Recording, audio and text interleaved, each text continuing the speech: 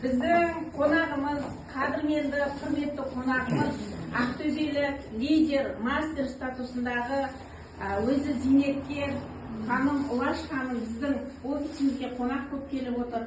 Қазақтың қонақжайлық дәстүрімен міне біздің осы Шымкенттегі лидерлердің атынан Шымкенттің логотипімен болған жаңағы тәттілерді ұсынамыз. Арамыздағы қарым-қатынасымыз, сіз біздігіміз тәтті болып ажырамасын, бізді есіңізде алып жүргенсіз. Ой, рахмет.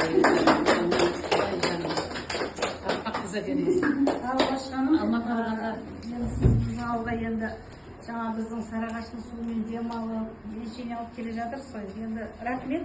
Бізді елеп, сіздердің бір презентацияларыңызға қатысайын, көрейін, тыңдайын, білмеген жерін үйренейін деп келіп отырсыз. Үлкен рахмет. Сізде нағыз сізде жаңағы жұмысқа деген, бизнеске деген үлкен талап бар. Жасыңызға қарамай.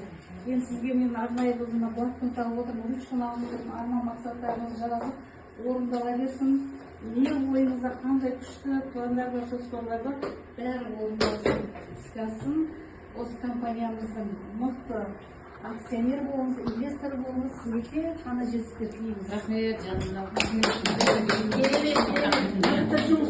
Енді тіпті қандай айтайын, мен бар ғой, шынымен бір құдай айтып келді, аяқ астынан келдім ғой, шынымен жаңағы шаруам Сарыағаштағы ел, содан кейін келіп тұрып ішінде бір құдайды.